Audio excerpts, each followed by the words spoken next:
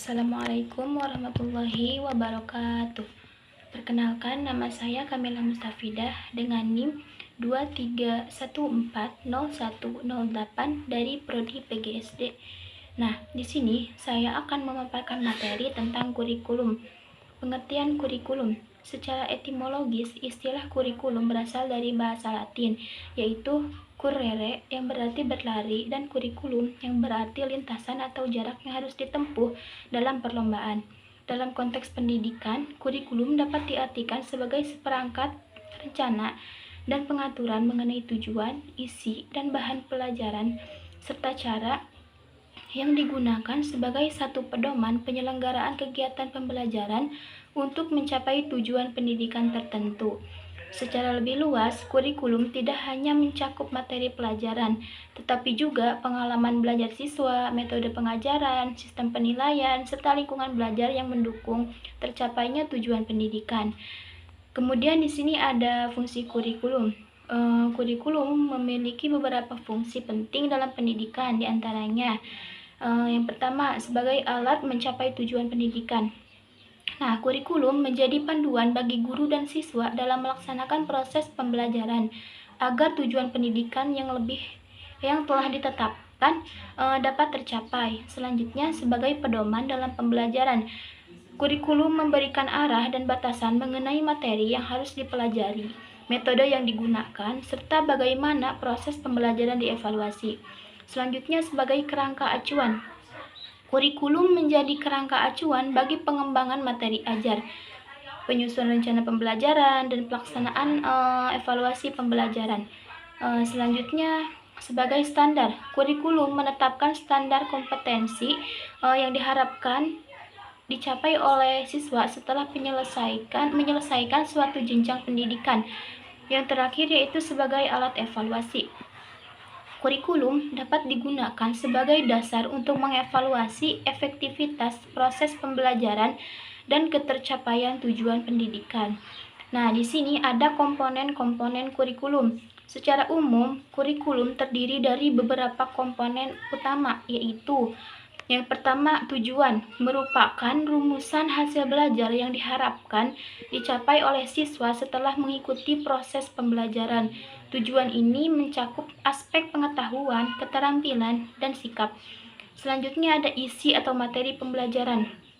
Merupakan substansi atau materi yang harus dipelajari oleh siswa untuk mencapai tujuan pembelajaran. Materi ini dipilih dan diorganisasikan berdasarkan tingkat perkembangan siswa, relevansi dengan kehidupan, dan nilai-nilai yang ingin ditanamkan. Selanjutnya ada metode atau strategi pembelajaran, merupakan cara atau teknik yang digunakan guru dalam menyampaikan materi pembelajaran agar siswa dapat belajar secara efektif dan efisien.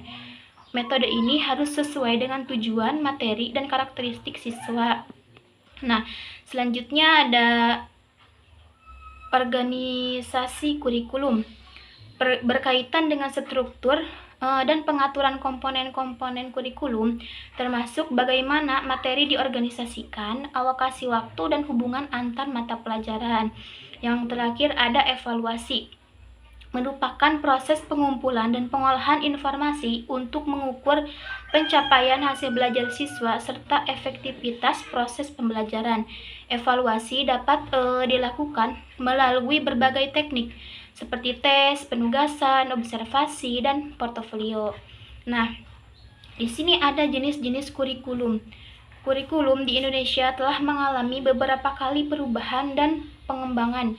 Beberapa kurikulum yang pernah dan sedang berlaku di Indonesia, diantaranya ada di sini kurikulum 1947, rencana pelajaran. Kurikulum pertama setelah kemerdekaan lebih menekankan pada pembentukan karakter bangsa. Selanjutnya ada kurikulum 1952, rencana pelajaran terurai, lebih merinci materi pelajaran dan mengaitkannya dengan kehidupan sehari-hari. Selanjutnya ada kurikulum 1964, berorientasi pada pengembangan pancawardhana atau moral, kecerdasan, emosional atau artistik, keterampilan, dan jasmani. Selanjutnya, kurikulum 1968 lebih menekankan pada pendekatan mata pelajaran terpisah. Selanjutnya, kurikulum 1975 menekankan pada instruksional yang spesifik dan terukur. Selanjutnya, kurikulum 1984 mengusung pendekatan cara belajar siswa aktif atau CBSA dan keterampilan proses. Selanjutnya, kurikulum 1994 merupakan penggabungan unsur-unsur dari kurikulum sebelumnya dengan penekanan pada pemahaman konsep dan keterampilan memecahkan masalah. Nah, selanjutnya kurikulum 2004 atau kurikulum berbasis kompetensi atau KBK menekankan pada pencapaian kompetensi siswa. Selanjutnya kurikulum tingkat satuan pendidikan atau KTSP 2006 memberikan otonomi kepada sekolah untuk mengembangkan kurikulum sesuai dengan konteks dan kebutuhan lokal.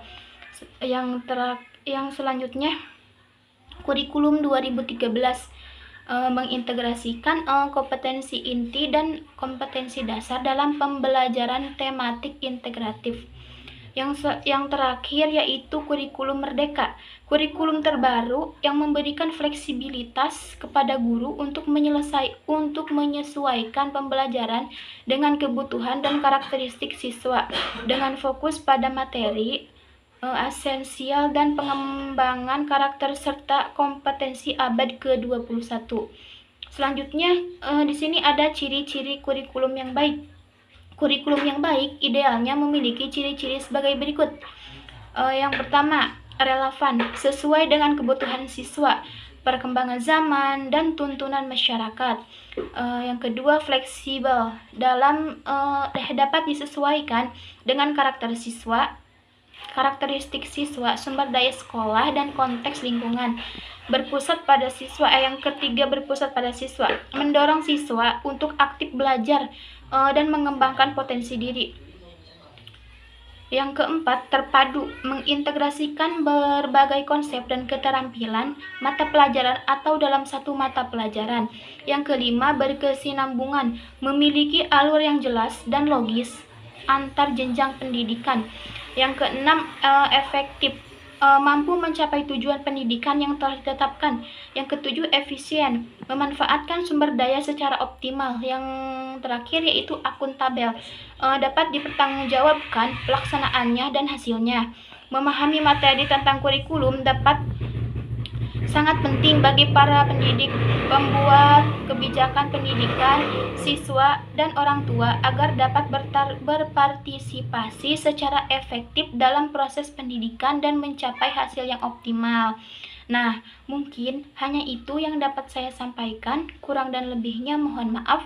Wassalamualaikum warahmatullahi wabarakatuh.